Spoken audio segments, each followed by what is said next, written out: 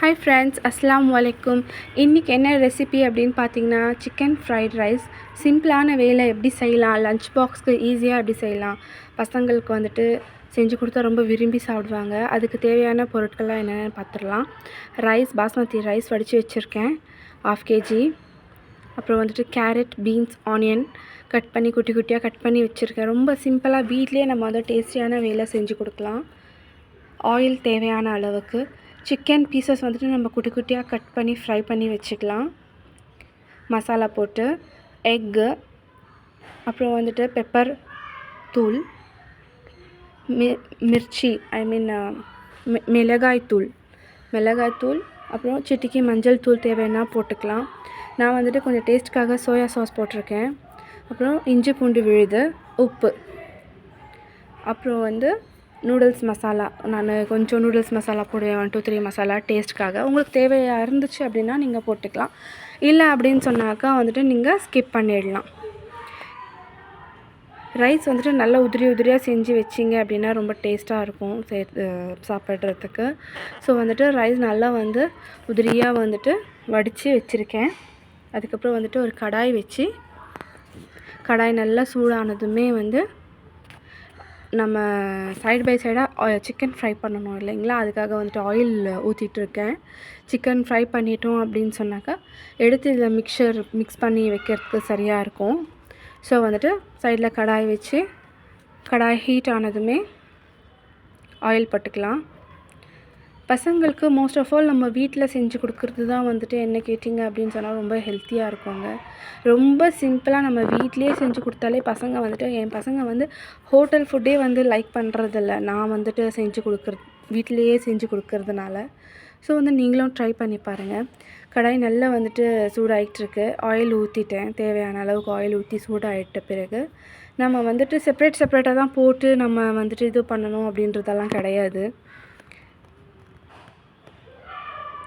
நம்ம வந்துட்டு எல்லாத்தையுமே போட்டு ஒன்றா கூட போட்டு நம்ம வந்துட்டு ஃப்ரை பண்ணலாம். ஸோ வந்துட்டு ஆயில் ஊற்றிக்கலாம் கொஞ்சம் போல். நம்ம கடையிலலாம் பார்த்திங்க அப்படின்னு சொன்னாக்கா அவங்க என்ன பண்ணுறாங்கன்னா சிக்கன் போட்டு வறுக்கிற ஆயில்லையே வந்துட்டு பார்த்திங்கனாக்கா அப்படியே ஃப்ரைட் ரைஸ் போட்டு அதிலே வந்துட்டு ரீகுக் பண்ணிடுறாங்க. அது மட்டும் தான் எனக்கு கொஞ்சம் அன்ஹெல்தியாக ஃபீல் ஆகுது சம்டைம்ஸு. ஸோ ஆயில் போட்டுட்டு நம்ம என்ன பண்ணுறோம்னாக்கா ஆனியன்ஸ் போட்டு ஃப்ரை பண்ணுறோம். ஸோ வந்துட்டு செப்பரேட்டாக தான் போட்டு அதை சாட்டே பண்ணணும் அப்படின்றதெல்லாம் ஒன்றும் இல்லை. நான் வந்துட்டு எல்லாமே போட்டு ஒன்றா கூட நான் வந்துட்டு கலந்து வந்து போட்டுடுவேன். ஒன்றும் பிரச்சனை கிடையாது. என்ன மெயின் திங் என்ன அப்படின்னு சொன்னாக்கா கேரட்டு அப்புறம் வந்துட்டு பீன்ஸ் சீக்கிரமாக வெந்து போயிடும். ஸோ வந்து அது ஆயிலில் நல்லா வந்து ஃப்ரை ஆகணும். அதுதாங்க கான்செப்ட்டு. அதுக்காக வந்து ஆயிலில் போட்டு நல்லா வந்து ஃப்ரை பண்ணிகிட்ருக்கேன். சைட் பை சைடாக வந்து சிக்கனும் போட்டிருக்கேன் கடாயில். சிக்கனும் நல்லா வந்துட்டு ஃப்ரை ஆகிக்கிட்டுருக்கு. சிக்கனும் ஃப்ரை ஆகட்டும். நல்லா குக் ஆன பிறகு நானே அது வீட்டில் மசாலா தடவி உங்களுக்கு சொல்லியிருக்கேன் இல்லைங்களா, ஆல்ரெடி நம்மளுக்கு இங்கே ஷாப்பில் கிடைக்கிது மசாலா அப்படின்னு சொல்லிவிட்டு அந்த மசாலா தான் போட்டுட்டு ஆயில் மிக்ஸ் பண்ணி சிக்கன் வந்து ஃப்ரை பண்ணிகிட்ருக்கேன். ஸோ வந்து தேவையான அளவுக்கு உப்பு. நம்ம வந்துட்டு எப்போவுமே ஆனியன்ஸ் குக் பண்ணும் போது வந்துட்டு நம்ம கொஞ்சம் உப்பு போட்டோம் அப்படின்னு சொன்னால் ஆனியன்ஸும் சரி வெஜிடபிள்ஸும் சரி கொஞ்சம் ஃபாஸ்ட்டாக குக் ஆகும். ஸோ வந்து கொஞ்சம் போல் தேவையான அளவுக்கு வந்துட்டு நான் சால்ட் போட்டிருக்கேன். போட்டு நல்லா வந்துட்டு வதக்கிட்டு இப்போ என்ன போடுறேன்னாக்கா இஞ்சி பூண்டு விழுது தான் போடுறேன். ஸோ வந்துட்டு எனக்கு கையில் வந்துட்டு தேவையான அளவுக்கு நான் கையில் தான் எடுத்து போடுவேன். உங்களுக்கு எல்லாேருக்கும் தெரியும். கையிலே எடுத்து போட்டிருக்கேன். நீங்கள் வந்து ஒரு 2 ஸ்பூன்ஸ் போட்டுக்கோங்க. சின்ன ஸ்பூனாக இருந்துச்சு அப்படின்னா 2 ஸ்பூன் போட்டால் கூட போதும். இந்த டிஷ்க்கு வந்துட்டு தக்காளி தேவையில்லை, பச்சை மிளகா தேவையில்லை, கொத்தமல்லி எதுவுமே தேவை கிடையாது. நம்ம வீட்டில் அப்படியே நம்ம கைக்கு கிட்டக்க இருக்கிற மசாலாஸே போட்டோம் அப்படின்னு சொன்னாக்காவே ஃப்ரைட் ரைஸ் ஆகிடும். ரொம்ப ஈஸியாக நம்ம வந்துட்டு பேக் பண்ணி அனுப்பிச்சிடலாம் பசங்களுக்கு. அவங்களும் விரும்பி சாப்பிட்டுட்டு வருவாங்க. ஸோ வந்து போட்டு நல்லா வதக்கி இஞ்சி பூண்டு வந்துட்டு நல்லா 4 பக்கமாக வந்துட்டு நல்லா கிளியராக வதங்கி வர மாதிரி நல்லா வந்து வறுத்துக்கலாம். வதக்கிக்கலாம். சாரி, எனக்கு தமிழில் கொஞ்சம் திக்குது, எதுவும் நினச்சிக்காதீங்க. எல்லாம் வதக்கிட்டு ஸ்கூல் ஸ்டார்ட் ஆச்சு அப்படின்னு சொன்னாலே வந்து பார்த்திங்கன்னா நமக்கு வந்துட்டு லஞ்சுக்கு என்ன பண்ணணும் அப்படின்ற ஒரு மென்டாலிட்டி தான் ஸ்டார்ட் ஆகிடுது. நாளைக்கு என்ன லஞ்ச். ஏன்னா வந்துட்டு பார்த்திங்கனாக்கா பசங்களுக்கு வந்துட்டு டிஃப்ரெண்ட்டாக வேணும் பசங்க சாப்பிட்றதுக்கு. அவங்களுக்கு கலர்ஃபுல்லாகவும் இருக்கணும், ஹெல்த்தியாகவும் இருக்கணும் அப்படின்னு சொல்லிட்டு பார்க்கும்போது வந்துட்டு இதுவே நம்ம வீட்டில் இதை செஞ்சு கொடுத்தாக்கா பசங்களுக்கு ஹெல்த் கெட்டு போயிடுமோ நம்ம நினச்சிட்டே இருப்போம். ஆனால் அதை அவங்க போய் கடையில் வாங்கி சாப்பிடுவாங்க நம்ம முன்னாடியே. ஸோ பெஸ்ட்டு என்ன அப்படின்னு சொன்னாக்கா ஹைஜீனிக்காக நம்ம வீட்லேயே வந்து நம்மளே செஞ்சு கொடுக்குறது பெஸ்ட்டு சாய்ஸு அப்படின்னு சொல்லிட்டு எனக்கு தோணுச்சு. ஸோ வந்து சைடில் பார்த்திங்க அப்படின்னாக்கா நல்லா வந்து வெஜிடபிள்ஸு, ஆனியன் எல்லாமே குக் ஆகிட்டுருக்கு ஆயிலில்.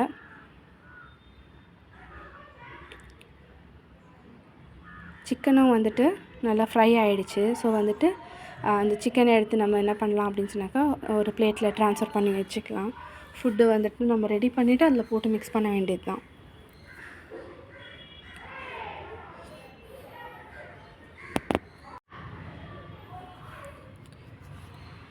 சிக்கனும் ஃப்ரை ஆகிடுச்சிங்க.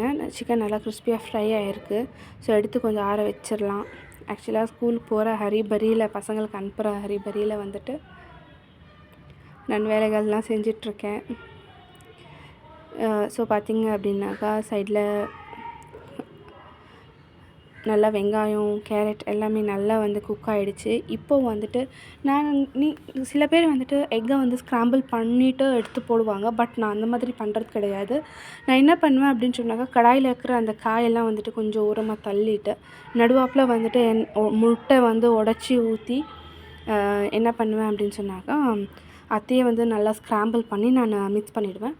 அப்படி மிக்ஸ் பண்ணும்போது கொஞ்சம் நேரம் அந்த எண்ணெயில் வந்துட்டு முட்டையை வந்து கொஞ்சம் நேரம் விடும்போது வந்துட்டு என்ன பார்த்திங்கனாக்கா அது ரொம்ப வந்து அந்த கவுச்சி வாசனை வராது.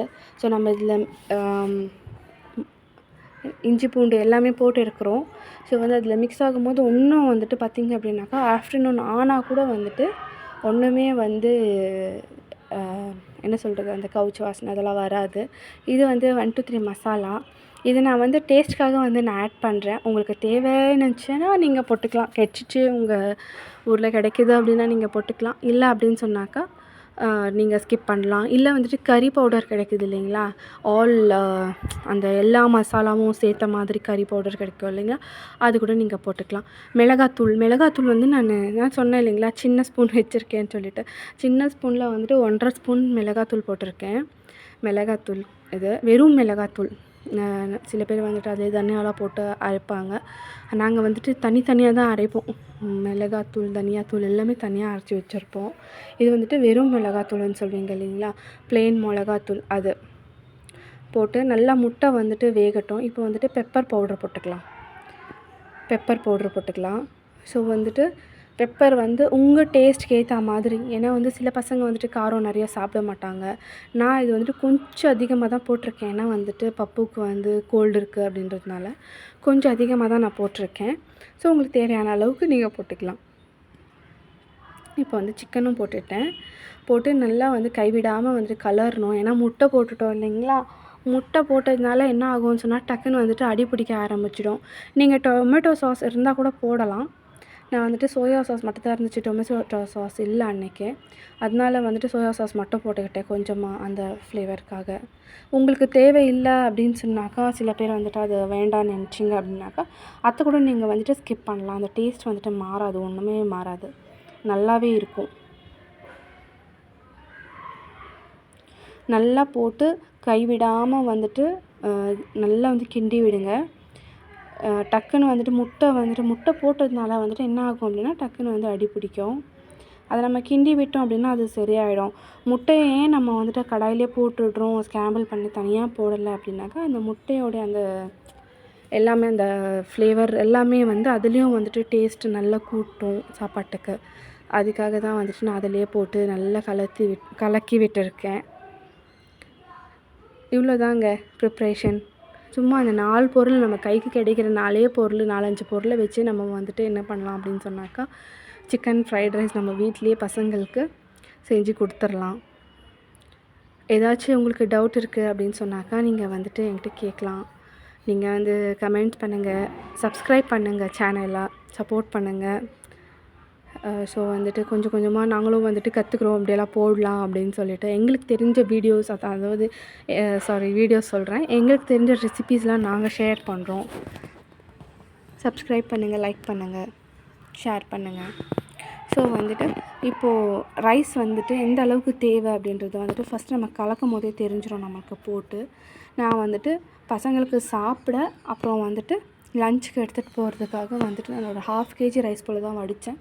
1/2 kg ரைஸ்லேயே வந்துட்டு முக்கால்வாசி ரைஸ் தான் வந்துட்டு எடுத்து கலந்துட்டுருக்கேன். நம்ம கலந்து முடித்த பிறகு கொஞ்சம் வந்துட்டு மசாலா எக்ஸ்ட்ராவாக இருக்கிற மாதிரி நமக்கு தெரியும் இல்லைங்களா? அந்த டைமில் வந்து பார்த்திங்கன்னா நமக்கு தேவைப்பட்டால் நம்ம ரைஸ் போட்டுக்கலாம். ஒரேடியாக மொத்தமாக ரைஸை வந்து கவுத்து விட்டுடக்கூடாது. ஸோ வந்துட்டு நல்லா உங்களுக்கு ஆல்ரெடி சொல்லியிருக்கேன் இல்லைங்களா? எப்பவுமே நம்ம வந்துட்டு கலந்து விட்டோம் அப்படின்னாக்கா அடிபாகத்துலேருந்து தான் கலந்து விடணும். இல்லை அப்படின்னு சொன்னாக்கா ரைஸ் வந்து உடஞ்சிரும். எப்பவுமே பிரியாணிக்கும் சரி எல்லா ஃபுட்டுக்குமே அந்த மாதிரி தான். நல்லா கலந்து விட்டோம். உதிரி உதிரியான ஃப்ரைட் ரைஸ் ரெடி ஆயிடுச்சு பாருங்கள். பார்க்கும்போதே தெரியுதுங்களா? ரொம்ப டேஸ்ட்டாகவும் இருந்துச்சு. பசங்க ரொம்ப நல்லா விரும்பி சாப்பிட்டாங்க. தேங்க்யூ.